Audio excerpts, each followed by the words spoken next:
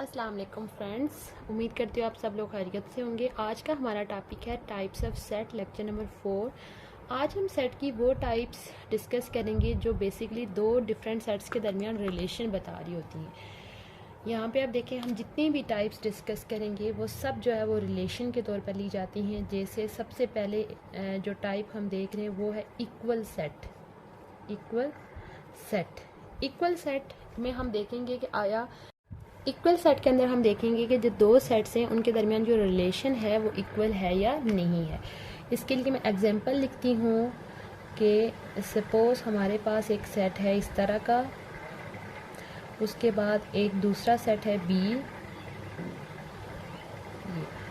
अब आप देखें कि जो सेट इक्वल होंगे उनके लिए दो कंडीशंस होती हैं। पहली कंडीशन क्या है कि एक तो नंबर ऑफ़ एलिमेंट जो है वो सेम होने चाहिए, नंबर ऑफ़ एलिमेंट, और दूसरी चीज़ है काइंड ऑफ एलिमेंट या टाइप ऑफ एलिमेंट, वो भी क्या होनी चाहिए, ये दोनों चीज़ें क्या होनी चाहिए, सेम होनी चाहिए। तो इस तरह के जो सेट्स होंगे इक्वल सेट होंगे। यहाँ पे आप देखें नंबर ऑफ़ एलिमेंट भी सेम है, क्योंकि सेट ए में भी 3 एलिमेंट हैं और सेट बी में भी 3 एलिमेंट हैं, सेम आप देखें।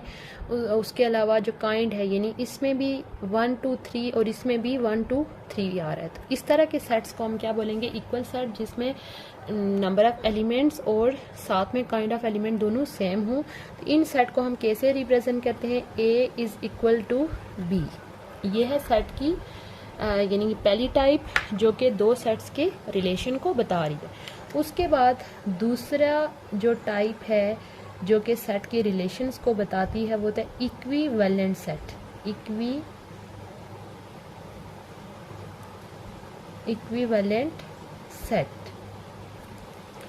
इक्विवेलेंट सेट के लिए भी अच्छा, इसकी अगर हमने डेफिनेशन करनी हो तो हम कहेंगे two sets are said to be equal set when number of elements as well as kind of element are same in both the set, then these sets are known as equal set. तो equivalent set के लिए भी एक example मैं लिख लेती हूँ कि अगर हमारे पास इस तरह का एक सेट है और दूसरा सेट इस तरह का है, ये अब इक्विवेलेंट होने के लिए जस्ट क्या चीज़ सेम होनी चाहिए, नंबर ऑफ़ एलिमेंट, यानी कि दोनों सेट्स में नंबर ऑफ़ एलिमेंट्स अगर सेम हैं तो, और यानी काइंड बेशक सेम हो या ना हो, लेकिन नंबर ऑफ़ एलिमेंट्स अगर सेम हैं तो वो सेट जो हैं वो क्या है, इक्विवेलेंट हैं। तो हम इसके लिए कहेंगे कि two sets are said to be equivalent set if number of elements are same in both the sets. और आपने याद रखना है कि जितने भी इक्विवेलेंट सेट होते हैं, यानी कि जितने भी इक्विवेलेंट सेट हैं वो कभी भी, यानी ज़रूरी नहीं है कि वो इक्वल सेट हो, क्योंकि उनके अंदर जो होता है क्या होता है कि नंबर ऑफ़ एलिमेंट्स सेम नहीं होते। तो ये थी हमारी सेट की दूसरी टाइप।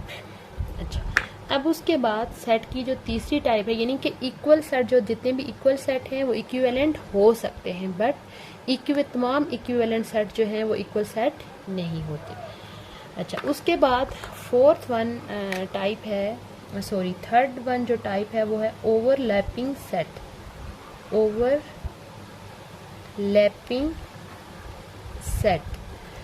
यानी ओवरलैपिंग सेट क्या होते हैं कि अगर हमारे पास दो सेट हों इस तरह से, यानी एक सेट सपोज ये वाला है, उसके बाद एक सेट इस तरह से है ये। अब आप देखेंगे इन दो सेट्स में दो एलिमेंट कॉमन है, यानी हमारे पास दो सेट्स इस तरह से हों कि उनके अंदर एटलीस्ट एक एलिमेंट भी कॉमन हो, तो हम कहेंगे कि ये एक दूसरे के कौन से सेट हैं, ओवरलैपिंग सेट हैं, यानी कि एटलीस्ट एक एलिमेंट भी कॉमन हो। लेकिन यहाँ पे आप देख सकते हैं दो एलिमेंट, यानी एक से ज़्यादा या एक भी कॉमन हो तो हम कहेंगे कि उन दोनों के दरमियान क्या रिलेशन है, ओवरलैपिंग सेट का रिलेशन है।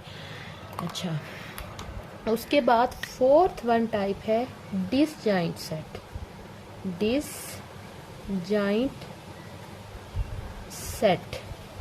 डिसजॉइंट सेट क्या होता है कि, यानी इसमें भी ये मैं एग्जाम्पल के थ्रू आपको बताऊंगी ताकि आपको ये अच्छे तरीके से समझ आए।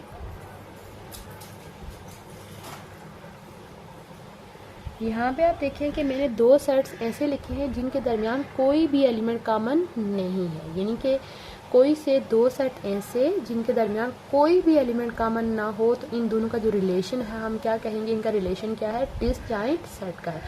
यहाँ पे आपने एक चीज़ ये नोट करनी है कि ये सेट की वो तमाम टाइप्स हैं जिसमें जितने भी यानी कि रिलेशन शो हो रहा है। यहाँ पे आप देखें इसका रिलेशन इसके साथ, इसका इसके साथ, इसका इसके साथ और इसका इसके साथ।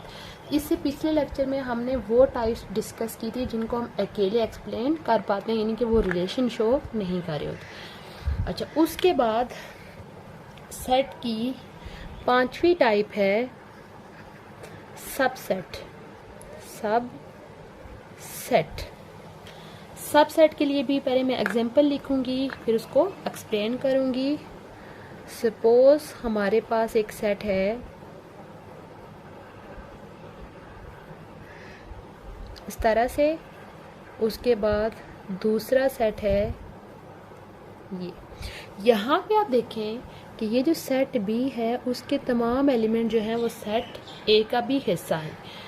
तो यानी कि इसकी डेफिनेशन इस तरह से होगी कि if we have two sets and elements, all the elements of set B are also present in set A, then we can say that set B is a subset of set A। यानी कि अगर हमारे पास दो set हों, set B के तमाम element set A का भी हिस्सा हों, तो हम कहेंगे जो सेट B है वो किसका सबसेट है, A का। तो हम इसको कैसे लिखते हैं, B is a subset of A, B is a subset of, इसको क्या पढ़ते हैं, B is subset of A। लेकिन यहाँ पे आप देखें कि वो तो यानी बी के सारे एलिमेंट तो ए में हैं, लेकिन ए के दो एलिमेंट ऐसे हैं जो बी का हिस्सा नहीं है।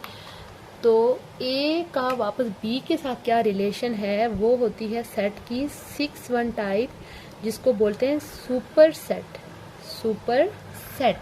यानी कि दो सेट हमारे पास इस तरह से हों कि बी के एलिमेंट तो ए में मौजूद हों, बट ए के एटलीस्ट एक एलिमेंट या एक से ज़्यादा एलिमेंट ऐसे हों जो बी में मौजूद नहीं है।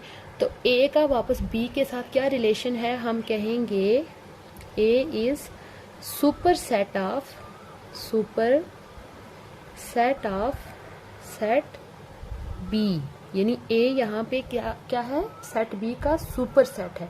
यानी आप कह सकते हैं कि सुपर सेट जो होता है वो बिगर सेट को रिप्रेजेंट करता है और सब सेट जो होता है वो स्मॉलर सेट को रिप्रेजेंट करता है। अच्छा, अब सब सेट जो है उसके अंदर उसी के आगे दो टाइप्स होती हैं। यानी कि ये जो सब सेट है, सब सेट, इसके आगे कितनी टाइप्स होती हैं, दो टाइप होती हैं। एक को बोलते हैं प्रॉपर सबसेट और दूसरी होती है इम्प्रॉपर सबसेट।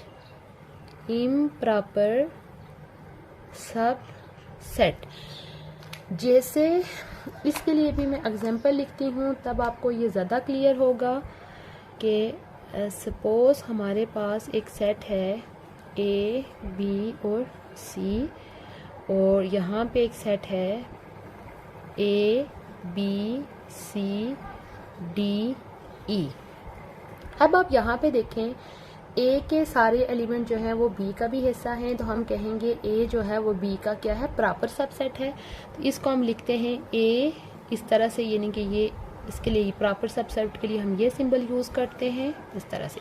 लेकिन आप दूसरी टाइप में आप देखें कि क्या है, सपोज हमारे पास ए, बी, सी, ए, बी और सी। यहाँ पे आप देखें कि ए के सारे एलिमेंट बी में हैं और बी के सारे एलिमेंट जो हैं वो ए में हैं। यानी इनका आपस में वैसे दूसरा रिलेशन क्या बन रहा है, इक्वल वाला रिलेशन बन रहा है। लेकिन यानी कि इनका इस तरह से नहीं है कि बी के कुछ एलिमेंट ए का पार्ट ना हो या ए के कुछ एलिमेंट बी का पार्ट ना हो। तो इस तरह के यानी कि बेशक सबसेट तो हैं, लेकिन इसको हम क्या बोलेंगे, इम्प्रॉपर सबसेट। यानी आप कह सकते हैं कि जितने भी इक्वल सेट्स होते हैं वो बेसिकली क्या होते हैं, इम्प्रॉपर सबसेट होते हैं। क्या होते हैं, इम्प्रॉपर सबसेट। आज हमने सेट की वो तमाम टाइप्स डिस्कस की जो कि दो सेट्स के दरमियान रिलेशन हमें बता रही होती हैं, जैसे equal set, equivalent set, overlapping set, disjoint set, उसके बाद हमने सब सेट एंड सुपर सेट। उम्मीद है आपको आज का लेक्चर अच्छा लगा होगा। अगर चैनल पे पहली दफ़ा आए हैं तो चैनल को लाजमी सब्सक्राइब कर लीजिए। उसके अलावा अगर आपने सेट के हवाले से जो ऑलरेडी 3 लेक्चर चैनल पे अपलोड हो चुके हैं, अगर आपने वो लेक्चर नहीं देखे तो आप चैनल पे जाके भी वो देख सकते हैं, और इसके मैं डिस्क्रिप्शन बॉक्स में भी मैं उनके लिंक्स दे दूँगी। इंशाल्लाह बहुत जल्द मैं सेट के ही लेक्चर नंबर 5 के साथ हाजिर होंगी। तब तक के लिए अल्लाह हाफिज़।